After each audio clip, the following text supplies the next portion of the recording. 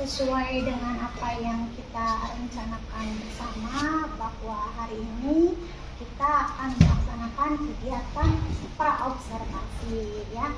Nanti saya akan melaksanakan supervisi akademik di kelas ibu ya.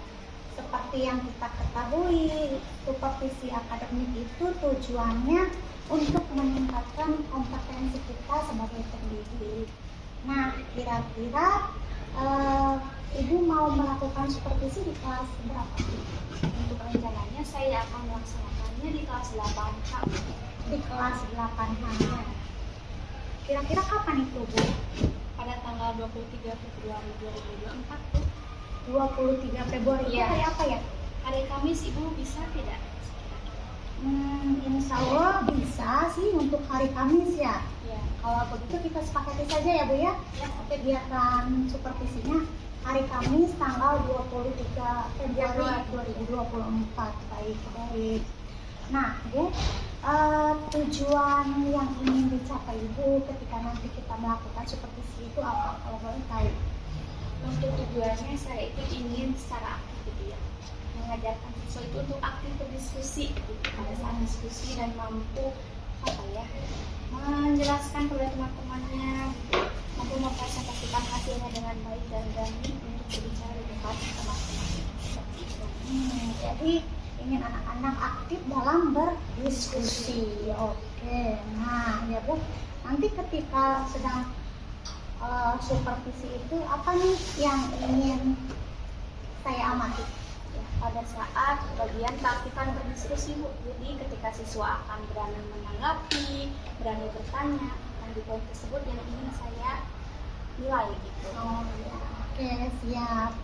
Nah ya, kadang Bu ketika kita sedang melakukan kegiatan pembelajaran terutama berdiskusi itu ya Bu, kadang ada masalah ya apa itu ada ibu mengalami nggak masalah?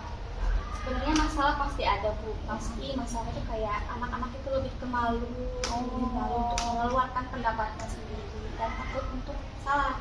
Makanya strategi saya itu nanti pada saat pembelajaran saya akan menerapkan strategi salah bukan masalah gitu. Nah, anak-anak itu harus berani berpendapat di depan teman-temannya, berani menanggapi maupun bertanya. Jadi intinya Ibu sudah menyiapkan strateginya ya. Strateginya itu apa tadi Bu namanya? Salah bukan masalah. Oke, salah bukan masalah ya. Baik. Nah, harapannya Bu ketika kita selesai melakukan praobservasi ini apa Bu? Harapan saya ingin itu siswa lebih aktif untuk mengungkapkan pendapatnya, berani berbicara di depan umum, khususnya di depan teman-temannya sendiri, dan mampu berdiskusi dengan baik dengan teman-teman kelompok. Oke, ya seperti itu ya Bu ya. Baik, saya kira kegiatan praobservasi kita hari ini cukup ya Bu ya. Semoga nanti supervisinya bisa berjalan dengan baik, lancar, sesuai dengan harapan Ibu ya. Andin Bu, terima kasih atas waktu dan bimbingannya. Sama-sama. Gimana kabarnya, sehat? Masih semangat belajarnya? Masih semangat ya, masih pagi di jam pertama, masih segar, otaknya masih fresh. Sudah sarapan dulu? Ya, untuk hari ini kita bertemu lagi di pembelajaran IPS ya, masih tentang IPS. Nah, untuk hari ini kita itu akan mulai materi baru. Kalian masih ingat tidak materi minggu kemarin apa yang dibahas? Sejarah kedatangan bangsa Barat. Ya, yang melatar belakangi bangsa Barat datang ke Indonesia itu apa? Mencari rempah-rempah. Terus apa lagi? Mencari sumber daya alam, betul. Apa lagi? Runtuhnya kota Konstantinopel ke tangan Turki Utsmani. Nah, untuk hari ini tujuan pembelajarannya adalah kalian diharapkan bisa mendeskripsikan atau menjelaskan mengenai proses perjalanan bangsa Barat datang ke Indonesia. Sekarang Ibu absen dulu ya.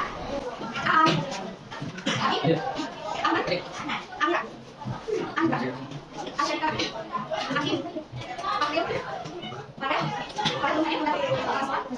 Ina, ayo.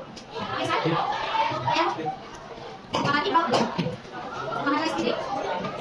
Semangat Zara. Naila. Sakit. Naila. Nika. Sakit. Bisa? Tasya. Sakit. Kasih rawat tak? Ya. Kasih. Kan hari. Sakit. Sakit. Kasih tak? Lila. Lika. Sandra. Sandi. Sandi Maria. Sandi. Susah. Terus lagi. Nah, itulah lagi yang materi yang minggu kemarin kalian masih ingat nggak di otak kalian materi apa? Latar belakang masuknya bangsa Barat ke Indonesia. Yang pertama itu ada apa? Runtuhnya kota Konstantinopel ke tangan Turki Utsmani. Karena wilayah kota Konstantinopel yang ditutup aksesnya ya oleh pihak Turki Utsmani, makanya bangsa Barat itu nggak bisa datang untuk mengambil rempah-rempah di wilayah tersebut. Makanya mereka ada mikir, aduh gimana caranya biar kita tuh dapat rempah-rempah. Oh, caranya kita harus datang ke wilayah Asia ya, karena dari segi geografisnya kalau wilayah Asia itu kan banyak sekali sumber daya alamnya, maka bangsa-bangsa Barat itu datang ke wilayah Asia, khususnya Indonesia. Terus latar belakang yang kedua apalagi? Untuk mencari rempah-rempah. Banyak banget kan rempah-rempah di Indonesia ya. Ada apa aja? Cengkeh, terus bawang, teh bisa, apa lagi? Karet bisa, apa lagi? Kemiri, apa lagi? Jahe, terus pala itu salah satu jenis komoditi rempah-rempah yang sangat dicari oleh bangsa Barat, ya bangsa Eropa. Makanya mereka datang ke Indonesia untuk membeli rempah-rempah. Nantinya rempah-rempah tersebut akan dijual kembali di Eropa. Nanti akan dibahas di materi selanjutnya. Latar belakang yang ketiga masih ingat gak? Motivasi 3G, goal, glory, dan gospel. Goal itu apa? Kekayaan. Mencari kekayaan, khususnya rempah. Glory, menguasai negara Indonesia, ya ingin jaya di negara orang. Terus yang ketiga, gospel, agama, khususnya agama Nasrani dan juga Katolik. Makanya mayoritas masyarakat Maluku itu beragama Nasrani ataupun Katolik. Ya. Nah, untuk pertemuan hari ini kita akan belajar, tadi kan sudah ibu sebutkan ya, tujuan pembelajarannya adalah kalian itu mampu mendeskripsikan proses datangnya bangsa Barat ya, mendeskripsikan proses perjalanan bangsa Barat ke Indonesia. Nah, hari ini ibu akan bagi-bagi nih, sudah duduk berkelompok kan ya? Sudah, nanti setiap kelompok ibu akan bagi-bagi tugasnya berbeda ya. Misalkan kelompok 1 itu membahas kedatangan bangsa Portugis, kelompok 2 membahas kedatangan bangsa Inggris, kelompok 3 Spanyol, 4 itu Belanda. Nah, yang terakhir itu membahas tokoh-tokoh penjelajah samudra, siapa aja nama-namanya. Paham?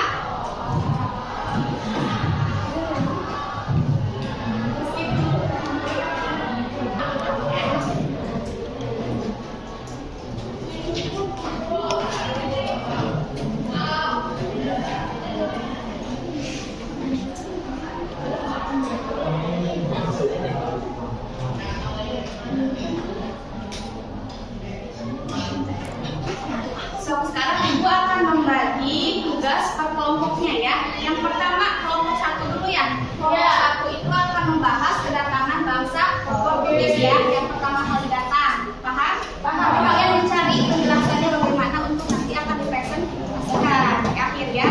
Kelompok 2 kebagian tugasnya adalah membahas kedatangan bangsa Inggris ya. Kelompok 3 membahas kedatangan bangsa Spanyol ya. Nah, yang keempat itu akan membahas kedatangan bangsa Belanda yang paling lama datang di Indonesia, dan yang terakhir kelompok 2 itu membahas siapa saja tokoh-tokoh penjelajah samudra ya. Paham? Paham. Nah, untuk pencarian deskripsinya itu kalian dapat lihat di buku Google di IPS ya, buku IPS, ataupun misalkan kalian mau tambahkan dari Google boleh, silakan kalau ada HP ya.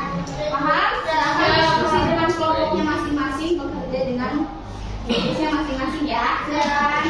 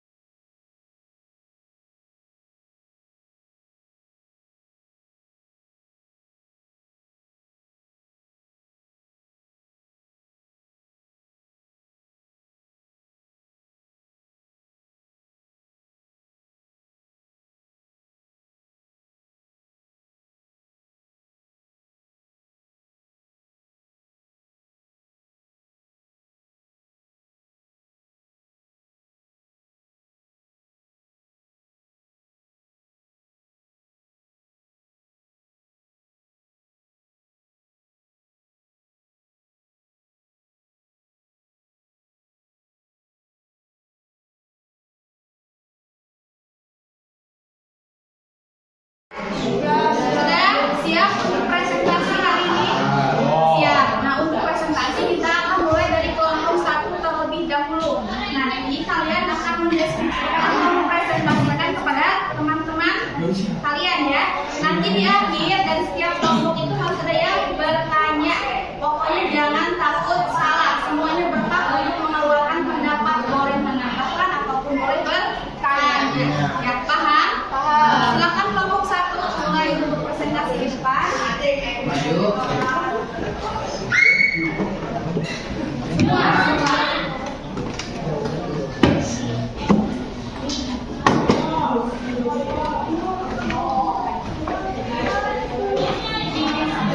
Suaranya yang keras ya.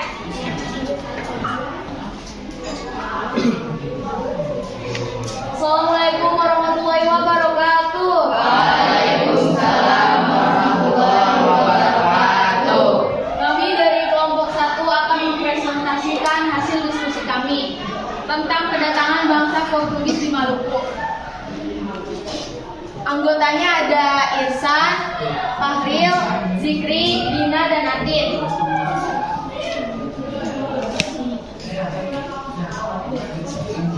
Silakan dimulai dari siapa? Yang agak maju aja kalau kata. Ya. Kedatangan bangsa Portugis di Maluku. Perjalanan bangsa Portugis mencari sumber rempah-rempah diawali dari kota Lisabon, Portugis pada tahun 1486. Bartolomeu Dias melakukan pelayaran pertama menyusuri pantai barat Afrika. Ia bermaksud melakukan pelayaran ke India, namun gagal. Portugis mencapai Malaka pada tahun 1511 di bawah pimpinan Alfonso de Albuquerque. Ia berhasil menguasai Malaka dan Myanmar. Selanjutnya, Portugis menjalin hubungan dagang dengan Maluku pada tahun 1512. Bangsa Portugis telah berhasil sampai di Maluku di bawah pimpinan Antonio de Abdul dan Francisco Serrano. Bangsa Portugis pertama kali menginjakkan kaki di kawasan Maluku pada 1512. Di masa Sultan Bayangkara dari Kesultanan Ternate Ahmad dan Portugis itu tiba di perairan Banda dengan Kapten Antonio de Abdul.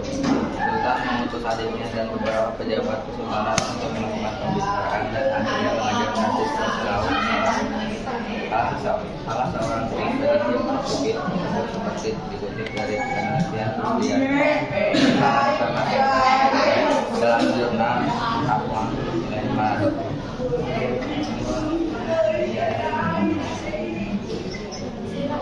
Ini hasil diskusi kami. Ada yang mau bertanya? Ada yang mau ditanyakan? Silahkan. Dari kelompok mana dulu? Kelompok 2 dulu ya. Silahkan. Jangan takut salah ya. Semuanya berhak untuk bertanya dan mengeluarkan pendapat. Apa tujuan kedatangan bangsa Portugis di Maluku? Oke, jawabannya bangsa Portugis bertujuan ingin menguasai perdagangan timur barat dan menguasai bandar dan daerah strategis yang menjadi mata rantai perdagangan. Apakah ada yang ingin menambahkan mungkin? silakan, boleh. Tahun berapa Portugis datang ke Indonesia? Oh, bertanya. Ya. Jawabannya yaitu diawali Portugis mencapai Malaka tahun 1511. Pada tahun 1512, bangsa Portugis sampai Maluku. Ada yang ingin menambahkan jawabannya? Boleh? Atau ada yang ingin bertanya lagi ke kelompok Portugis? Sudah dicukupkan? Ya, jadi bangsa Portugis itu bangsa yang pertama kali datang ke wilayah Indonesia. Khususnya datang pertama kali adalah ke Pulau Maluku. Tujuannya untuk apa? Mengambil rempah-rempah. Yang khususnya apa? Cengkeh. Apakah ada lagi yang ingin bertanya? Atau menambahkan? Sudah cukup? Silahkan kelompok 1. Sekian presentasi dari kelompok kami, kurang lebihnya mohon maaf. Wassalamualaikum warahmatullahi wabarakatuh. Waalaikumsalam warahmatullahi wabarakatuh. Silahkan, terima kasih untuk kelompok 1. Ya.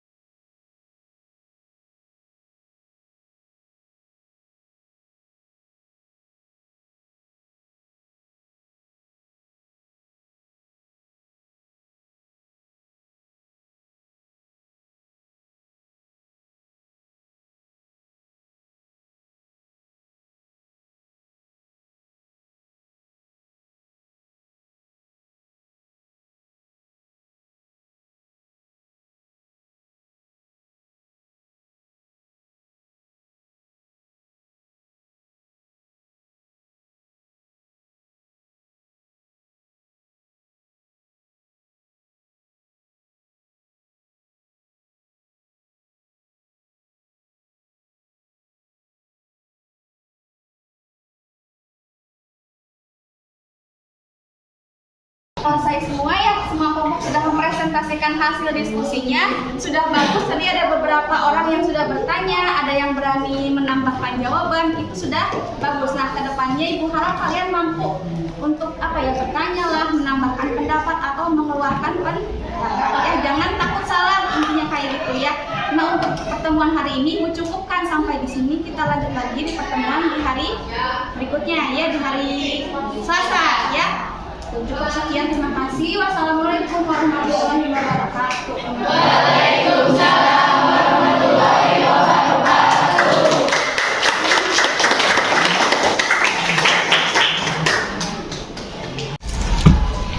Assalamualaikum Bu Mira. Waalaikumsalam Ibu. Alhamdulillah ya, sekarang kita sudah memasuki kegiatan pasca observasi. Namun sebelumnya, bagaimana kabarnya Bu? Alhamdulillah baik Ibu. Ibu sendiri bagaimana kabarnya? Alhamdulillah saya juga baik. Bagaimana Bu perasaannya setelah kita melaksanakan observasi? Alhamdulillah untuk perasaannya lega dulu gitu, bahagia dan puas karena berjalan dengan lancar. Baik. Apakah pembelajaran yang telah dilakukan itu sudah sesuai dengan rencana Bu? Alhamdulillah sudah sesuai dengan rencana Bu. Sudah berjalan dengan lancar atau belum Bu? Alhamdulillah lancar, sesuai dengan tujuan dan sesuai dengan rencana Bu.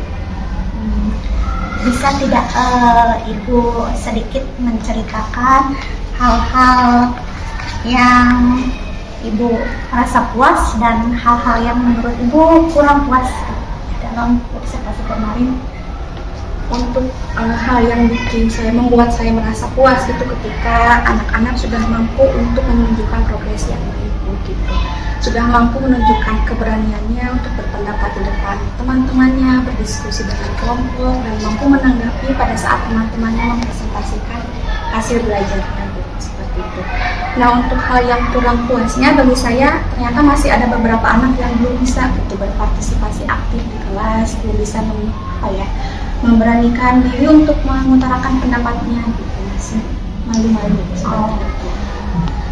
Menurut Ibu, menurut pengamatan Ibu, apakah anak-anak itu sudah mencapai kompetensinya atau belum Bu?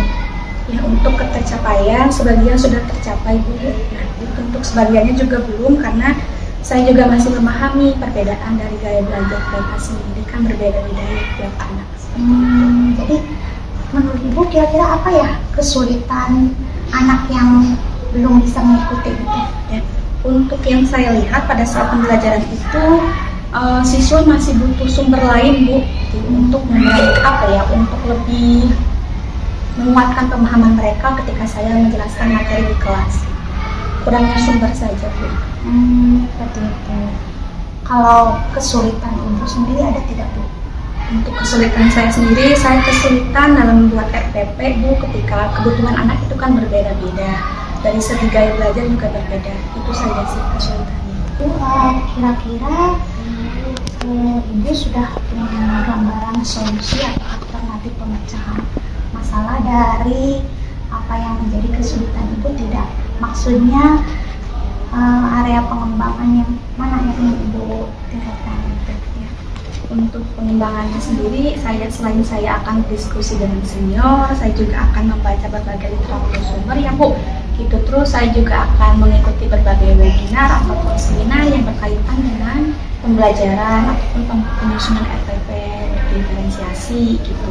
Dan juga saya akan mengikuti pelatihan mandiri Bu di PNN gitu. Lalu mencoba untuk membuat sendiri RPP-nya gitu, dan akan mengaplikasikan di kelas. Kira-kira kapan Bu rencana itu bisa direalisasikan? Secepatnya Bu, insya Allah. Adakah dukungan yang Ibu perlukan untuk merealisasikan tindak lanjut tersebut? Apa yang Ibu butuhkan supaya tindak lanjut tersebut bisa terrealisasi gitu? Ya, yang saya butuhkan pasti support dari teman-teman ataupun rekan sejawat, termasuk dari Ibu sendiri gitu. Saya juga butuh bimbingan. Kalaupun nanti butuh bantuan, saya akan menghubungi Ibu. Oh, seperti itu ya, insya Allah. Saya akan siap gitu ya Bu kalau misalnya Ibu menghubungi saya gitu. Bisa Ibu ceritakan hal yang sudah Ibu dapatkan dari kegiatan observasi itu kemarin ya? Iya, jadi setelah saya melakukan observasi kemarin di kelas, saya juga mengetahui bahwa sebagian anak sudah mampu gitu ya untuk mengekspresikan pendapatnya sendiri, mengungkapkan pendapat, dan mampu menanggapi gitu ya pada saat berdiskusi kelompok gitu Bu. Dan saya juga mendapat mengetahui kekurangan dan kelebihan saya sebagai pendidik dalam melayani mereka di kelas. Gitu.